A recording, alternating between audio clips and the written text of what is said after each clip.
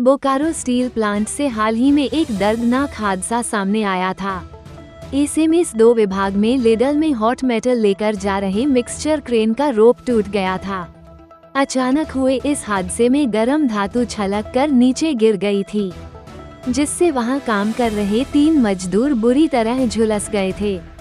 घटना के बाद आनन फानन में घायल मजदूरों ब्रजेश मेहता, ओम प्रकाश महली और प्रवीण रजवार को बोकारो जनरल अस्पताल में भर्ती कराया गया था, जहां उनकी हालत नाजुक बताई जा रही थी।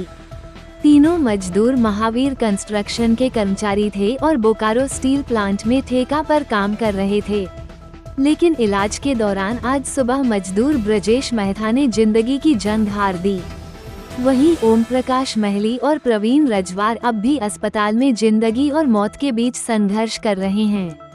घटना की जानकारी मिलते ही मजदूर यूनियन, स्थानीय विधायक और कई जनप्रतिनिधि अस्पताल पहुंचे थे। इसी क्रम में धनबाद सांसद धुलू महतो ने भी इस घटना पर गंभीर सवाल उठाए। सांसद ने बोकारो स्टील प्लांट प्रबंधन पर लापरवाही का आरोप लगाया और कहा, आखिर कब तक हमारे गरीब मजदूर अपनी जान गंवाते रहेंगे। बार बार होने वाले हादसे प्रबंधन की कमजोरी और सुरक्षा व्यवस्था की नाकामी को उजागर करते हैं। सांसद महतो की पहल पर बीएसएल प्रबंधन और अधिकारियों की मौजूदगी में मृतक मजदूर की पत्नी पूर्णिमा कुमारी को ऑफर लेटर सौंपा गया। इस मौके पर अमर बाउरी, निवर्तमान प्रतिपक्ष नेता और झारखंड सरकार के पूर्व मंत्री समेत कई लोग मौजूद थे। लेकिन इस पूरे हादसे के बाद सबसे बड़ा सवाल यही खड़ा हुआ कि क्या मजदूरों की सुरक्षा केवल कागजों तक सीमित है? क्या केवल मुआवजा और नौकरी देना ही समाधान है? आखिर कब तक मजदूर अपनी जान गंवाते रहेंगे? ये हादसा प्लांट की उस सच्चाई को उजागर करता है कि मजदूर ही प्लांट की असली ताकत हैं और उनकी सुरक्षा सुनिश्चित करना प्रबंधन की पहली जिम्मेदारी होनी चाहिए। देखिए, बात ऐसा है कि ये सच्चाई है, इसमें हम इससे जुटाया नहीं जा सकता, हम झूठ बोलते भी नहीं कि बीएसएल प्रबंधन का बहुत ज़्यादा लापरवाही के कारण इस तरह का दिन प्रतिदिन घटना घटते जा रहा है। जो हमारे मजदूर साथी है उसको ट्रेन नहीं करवाया गया है, नहीं ट्रेन करवाने का परिणाम है किस तरह से घटना घटी है। अगर किसी को बहाली करवाया या कोई काम कर रहा तो उसको ट्रेन करने का काम भी बीएसएल का है, मगर बीएसएल प्रबंधन ये काम नहीं करके कैसे उसका प्रोडक्शन ज़्यादा हो, कैसे उसका काम ज़्यादा हो, इस पर विशेष ध्यान उसका है। इस पर सरासर दोषी बीएसएल प्रबंधन है हर हाल में, और इस तरह का घटना का हर हाल में जांच उच्च स्तरीय जांच भी होनी चाहिए। जांच करके जो ऐसे लापरवाह अफसर भी है, जो भी व्यक्ति हो, उस पर कार्रवाई भी होनी चाहिए, क्योंकि एक नौकरी मिलना और एक इंसान का जान जाना, ये बहुत अंतर है। नौकरी देना कोई समाधान नहीं है। नौकरी एक परिवार को मिलता है, एक घर के सदस्य को मिलता है, मगर घर के जितने सदस्य होते हैं सारे लोग उस पर दुखी होते हैं। हर का दुख का समाधान नहीं कर सकता बीएसएल। इसलिए इस तरह का बड़ी घटना जो बराबर हो रही है, इसका जांच का विषय है, जांच होना चाहिए।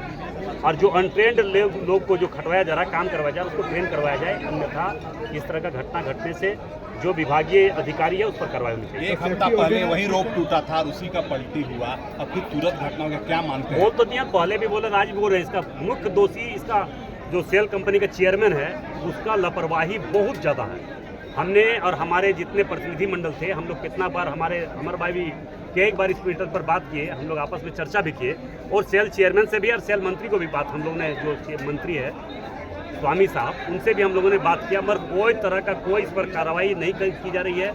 सेफ्टी कैसे हो, कैसे लोगों को सुरक्षा मिले, इस पर कोई कार्रवाई नहीं है। सिर्फ उसको प्रोडक्शन करना है। अपने आप को बहुत ईमानदार समझते हैं। ईमानदारी का परिणाम है कि दिन प्रतिदिन यहाँ पे बड़ी बड़ी घटना घट रही है। इसका जवाबदारी जिम्मेवारी भी हम दे सकते हैं, चेयरमैन को दे सकते हैं। लेकिन मानते हैं कि सांसद का भी बात नहीं सुना जा रहा है? निश्चित तौर पर कहीं न कहीं इस तरह का लापरवाही और गलत कन्विंस ऊपर में भी किया जा रहा है। इसका सरासर दोषी चेयरमैन है। जांच कब खत्म होगी? इसका जांच का विषय जरूर माननीय देश के यशस्वी प्रधानमंत्री नरेंद्र मोदी जी से, अपने सेल मिनिस्टर से भी, और अपने जो भी हमारे विभागीय, हमारे सरकार से संबंधित अधिकारी हैं या मंत्री हैं, हम उनसे बात करेंगे। ये पूरी तरह से बीएसएल प्रबंधन का पूरी तरह से लापरवाही है।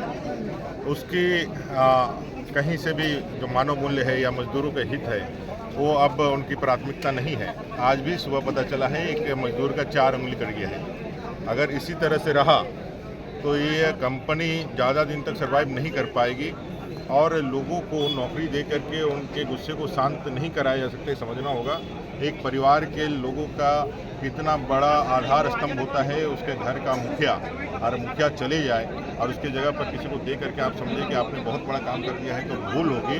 आपको पहला प्रयास करना चाहिए कि किसी तरह से भी अब दोबारा कोई दुर्घटना नहीं होनी चाहिए। अगर फिर से अगर ये रिपीट होता है तो समझेंगे कि प्रबंधन जो है वो अक्षम है, निकम्मा है और इसको हट जाना ही बेहतर है। अनदेखी हो रही है तभी इतनी बड़ी घटनाएं घटित हो रही है। अगर प्रबंधन यदि सारी चीज़ों को ठीक ढंग से नहीं रखा, यदि इसको बढ़िया से अच्छा नहीं कर पाया तो नहीं होगा। इसको ठीक ढंग से कराना ही होगा।